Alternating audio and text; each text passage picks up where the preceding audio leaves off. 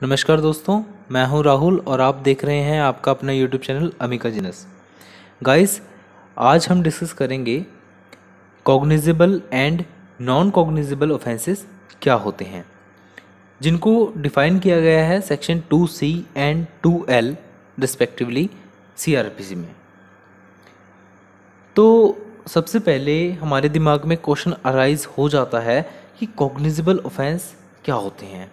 Section 2C of CRPC इसको define करता है, जिसमें बताया गया है कि a cognizable offence means an offence in which a police officer may in accordance with the first schedule of the code or under any law arrest without warrant.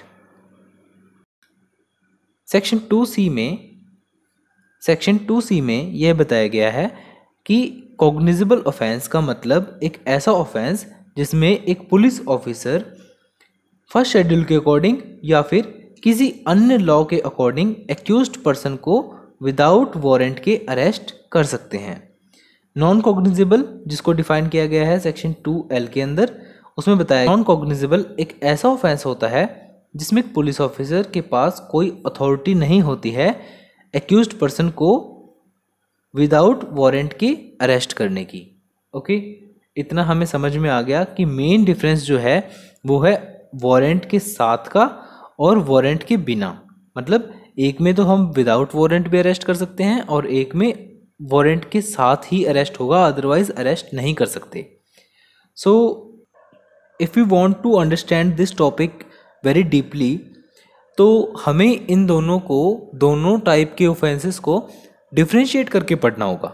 ठीक है, तो broadly speaking, if we are talking about cognizable offences, broadly speaking all serious offences are considered as cognizable offences. जितने भी serious types of offence होते हैं उनको हम cognizable offence की श्रेणी में रख लेते हैं, और जो थोड़े कम सीरियस नेचर के होते हैं, लेस सीरियस नेचर के होते हैं, उन्हें हम नॉन कॉग्निजेबल ऑफेंस में रख लेते हैं। ठीक है, तो इसमें IPC की ही बात करेंगे। इंडियन पिनल कोड में कुछ ऑफेंस ऐसे हैं जो सीरियस नेचर के हैं, वेरी सीरियस नेचर के हैं, जैसे मर्डर, अटेम्प्ट टू मर्डर। ठीक है, कुछ ऐसे हैं जो वेरी लीनियंट हैं। अगर मर्डर के हिसाब से देखें या फिर किसी और ऐसे ही सीरियस ऑफेंस के अकॉर्डिंग देखें तो ये बहुत ही माइनर से लगते हैं, है ना, कोई ऑफेंस ही नहीं लगता ये। जैसे कि अगर बात करें असॉल्ट हो गया, है ना, तो इस हिसाब से देखें तो ये दोनों जो ऑफेंस हैं ये कुछ सीरियस नेचर के ऊपर डिपेंड करता है, और कुछ जो लेस सीरियस नेचर के होते हैं उन्हें हम नॉन कॉग्निजेबल डिक्लेयर कर सकते हैं। आगे सेकंड पॉइंट डिस्कस करते हैं। Offenses under the law other than IPC which are punishable with imprisonment for 3 years or more have been shown in the first schedule of the code as cognizable। मतलब वो offenses जिनको first schedule में cognizable show किया गया है, और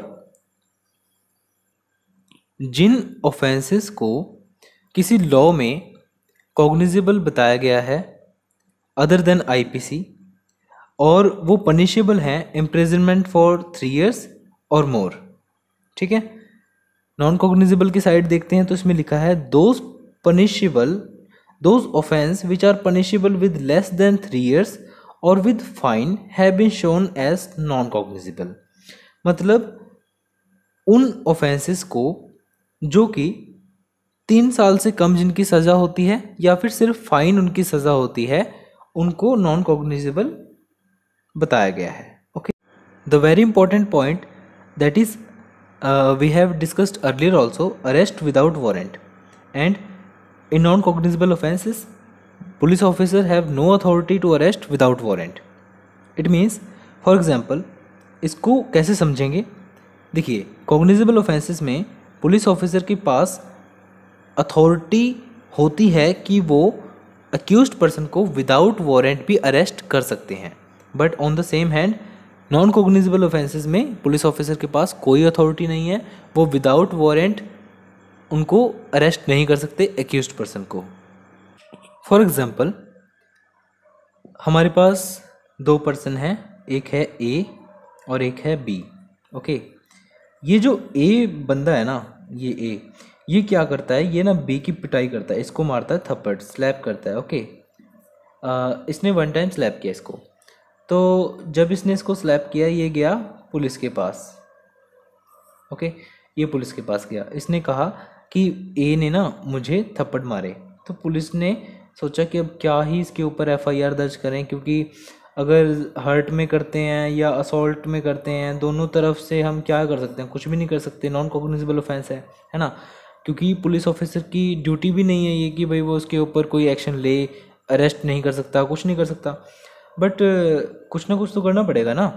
तो क्या होता है, थोड़ी देर में ये वापस आ जाता है, ये बी फिर सॉरी जो ए पर्सन है ये फिर इसको स्लैप करता है। अब इसने 5 बार इसको थप्पड़ मारे और साथ में क्या किया, इसके जो 1000 रुपीज़ थे बी के वो भी ले लिए। अब जैसे इसने 1000 रुपीज़ लिए ए ने, तो ये यहाँ पर हर्ट और असॉल्ट से अलग क्या बन गया, ये बन गया थेफ्ट। ओके, तो जो थेफ्ट है वो है कॉग्निजेबल ऑफेंस और साथ में नॉन बेलेबल ऑफेंस भी है। तो पुलिस ने अब जब ये नॉन कॉग्निजेबल ऑफेंस का चक्कर आ गया ना, फिर हर्ट के ऊपर भी इन्वेस्टिगेशन की और असॉल्ट के ऊपर भी केस दायर किया और थेफ्ट तो करना ही था। ठीक है, तो ये था हमारा फंडा। मतलब जब तक हमारे पास कॉग्निजेबल ऑफेंस का मटेरियल नहीं आता ना, कॉग्निजेबल ऑफेंस नहीं आता, तब तक पुलिस के भी एक कह सकते हैं कि हाथ बंधे हुए होते हैं। ओके, वो भी खुल के काम नहीं कर सकते। और ये जो कॉग्निजेबल वर्ड है ना, ये इसका मतलब क्या होता है, ये बना है कॉग्निजेंस से वर्ड। मतलब जो कॉग्निजेबल वर्ड है इसका कहीं ना कहीं मतलब होता है टेकिंग नोट ऑफ समथिंग, है ना। जैसे कोर्ट भी यूज करता है इस वर्ड को कई बार कि टेकिंग नोट ऑफ समथिंग। अब किसका नोट लिया जाएगा, किसके बारे में संज्ञान लिया जाएगा, जो संज्ञेय होगा, जो संज्ञेय होगा मतलब जो सीरियस नेचर का होगा। Okay, if we talk about the legal duty, so a police officer is under a legal duty to investigate without any order or direction from a magistrate under cognizable offenses। अगर कोई cognizable offense आता है as a FIR दर्ज होने के लिए, अगर police को उसके बारे में पता चलता है, तो पुलिस की ये लीगल ड्यूटी बनती है कि वो उस मामले में इन्वेस्टिगेट करें और उनको किसी भी ऑर्डर या डायरेक्शन की ज़रूरत नहीं है मैजिस्ट्रेट से। But on the same hand अगर police officer non cognizable offences की बात करें, तो वहाँ पर पुलिस ऑफिसर की ना तो कोई ड्यूटी बनती है, ना ही उनके पास पावर है कि वो इन्वेस्टिगेट करें ऐसे ऑफेंसेस में without the authority of without an authority given by judicial magistrate. जब तक कोर्ट या जुडिशियल मैजिस्ट्रेट उनको अथॉरिटी नहीं देते हैं इन्वेस्टिगेट करने की, तब तक पुलिस ऑफिसर के पास कोई पावर नहीं है कि वो इन्वेस्टिगेट करें, या फिर उनकी कोई ड्यूटी भी नहीं बनती है ये। ओके, कॉग्निजेबल ऑफेंसेस जो होते हैं वो पब्लिक रॉन्ग माने जाते हैं, but on the same hand non cognizable offence जो होते हैं वो प्राइवेट रॉन्ग्स में कंसिडर किया जाता है कहीं ना कहीं।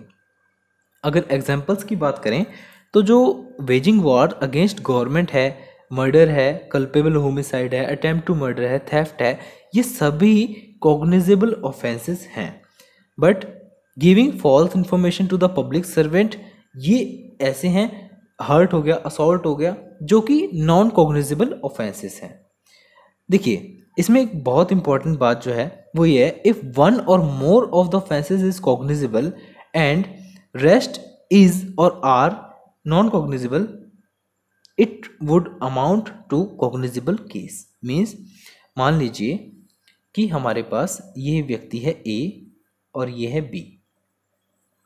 ओके, इस ए के ऊपर ये है ए हमारा, ये जो बी है हमारा, ये है हमारा पुलिस ऑफिसर। क्या है हमारा? Police officer. ठीक है जी। तो जो हमारा ए व्यक्ति है इसके ऊपर पहले केस लगा असॉल्ट का, ओके, फिर लगा हर्ट का। ये दोनों क्या हैं? Non cognizable. ओके, फिर इसके ऊपर लग जाता है अटेम्प्ट टू मर्डर का।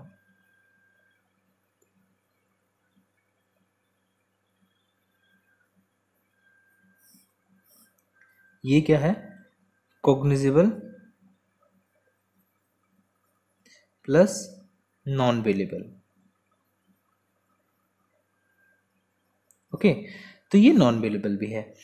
तो जैसे ही इसके ऊपर अटेम्प्ट टू मर्डर का भी लगता है, ये बन गया कॉग्निजेबल प्लस नॉन बेलेबल। तो अब क्या होगा, पुलिस ऑफिसर जो हैं इस केस को, होल इस केस को, इसको, ठीक है, क्या मानेंगे, एज ए कॉग्निजेबल। ऐसा नहीं होगा कि वो सोचेंगे कि इसमें दो ऐसे ऑफेंसेस हैं जो कि नॉन कॉग्निजेबल हैं, तो हम इसको क्या करेंगे, क्या कंसिडर करेंगे। तो ये कॉग्निजेबल ऑफेंस के अंदर कंसिडर किया जाएगा। ये इसमें इंपॉर्टेंट बात थी। तो गाइस, अगर आपको लेक्चर क्लियर होता है तो आप चैनल को सब्सक्राइब कर सकते हैं। अगर फर्स्ट टाइम आए हैं, वीडियो को लाइक कर सकते हैं, अपने दोस्तों के साथ शेयर कर सकते हैं। Thank you.